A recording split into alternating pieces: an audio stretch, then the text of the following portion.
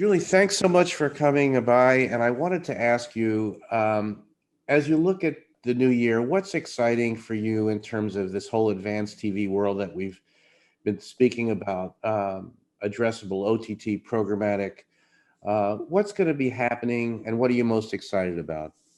Yeah, I think I'm most excited for hopefully a more normal year. I think 2020 was a year where people were really interested in moving away from traditional demos and more into audiences and trying new technologies and innovations. So I'm really hopeful and excited that 2021 is going to be the year we do it. I think certainly moving to audiences is going to continue to evolve, you know, as the year progresses and continues. And I think, 2020, there was a huge, boom in streaming. And I think we're going to continue to see a share shift and a growth in investments into OTT and streaming partners. I think programmatic as a word is kind of taking on a new meaning as it lends itself to traditional linear and OTT. To me, it means platform-based automation as opposed to more traditional sense biddable and auction environment for inventory. And I think 2021 is going to see a lot more of that. I think there's a lot more offerings and technologies and partnerships out in the marketplace that are supporting this more automated feeling. So I think we're going to see kind of a combination of all of it, is more of a shift into non-linear CTV streaming environments, more use of platforms and technology to make it feel more programmatic. And I think, audiences overall, not only just in traditional linear, but I think audiences are going to continue to be the hot buzzword for 2021. So let's talk about enablement around national linear addressable on the national programmatic or programming point of view. What's going to happen there? How might that roll out? What are the opportunities and maybe some of the barriers we have to get through? Yeah, I think national addressable is a really exciting possibility. I think any opportunity to bring more precision into a traditional media like linear is exciting. I think data-driven linear through the data products that each network offers was a great first step. It was kind of this buy what you're already buying, but buy it a little bit better with a little bit more intelligence and data infused into it. I think bringing national addressable is taking it even a step further and bringing true precision, true deterministic audience finding. I think the barrier is the business conversation more so than the technology.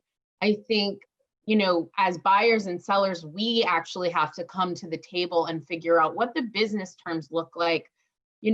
How does it fit into the larger upfront conversation? What the financial, commercial terms look like, for sure. So I think that piece is still TBD, and I think it's going to be an obstacle in 2021. But I think it's a really great opportunity, and I think everyone is really excited to see it come to fruition. So you and me, we're kind of evangelists, we've been preaching, and I was wondering how your conversation is going with your clients and, how they sort of see the opportunity of addressable television. It's complicated. It's expensive. There's different price points, market dynamics involved. Where do you think your clients are in terms of investment at this stage? In traditional local addressable, I think everyone's pretty set. They know what it is. They either do it, they don't do it. They feel they're a client that it applies to. I think national addressable is just going to change that. I think national addressable is something all clients can be a part of, not only the ones with a really hyper-focused target and a niche consumer base. I think when you can just, even for creative versioning, take a national ad that you bought in the upfront anyway and do creative versioning to different targets, something really simple that isn't so hyper precise.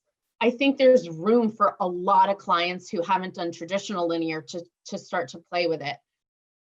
In terms of my conversation, it's not there yet. I'll be frank. I think there's a big learning curve on the buy side, a lot of conversations that we're going to have with our clients and our agency teams to educate them and bring them to the table. I think they know it could be a thing. I don't know if they totally understand exactly what that thing is yet. I think there's definitely interest. I get emails every now and then about testing opportunities. We've been writing POVs every time there's an announcement, whether it's Nielsen bringing in, different data sources to help measure national addressable. I think that was the first obstacle, to, the difference between Nielsen beta and ad ratio and Project OR. So they're definitely asking, but to be very honest, there's a lot of conversations that still need to happen on my side, at least.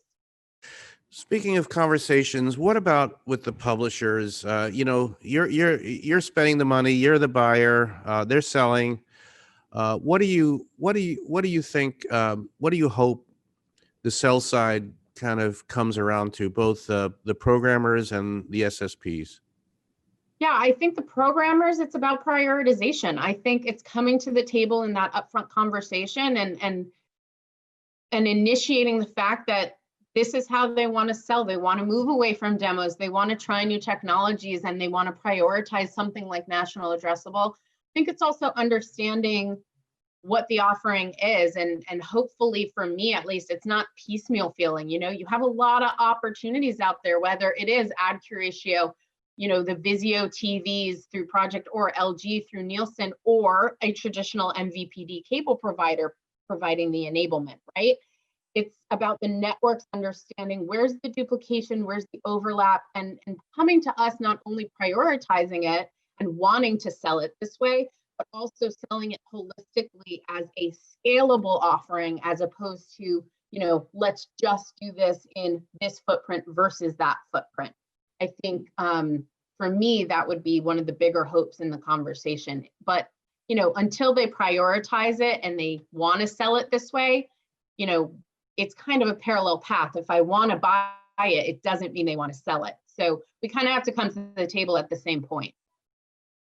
And of course, measurement is a big thing, particularly you're buying across so many different platforms. What are your hopes for measurement? Yeah, I think as it pertains to national addressable, I do think, Nielsen's announcement of the different data sources was huge. I think the problem with national addressable was going to be reconciling the measurement, especially against a Nielsen demo. I think making that a more stable data source, it's scalable, it's high fidelity, really brings the ability to not only do national addressable, but measure it in the right way. I think, you and I talked earlier about cross screen. That is also around the data sources that feed that, different digital viewership. Is it coming out of the bid stream? Is it actual owned exposure files, linear viewership? It's our conversations are all circling around what are the data sources powering that holistic look? And that's becoming a focal point, because that affects both planning and measurement.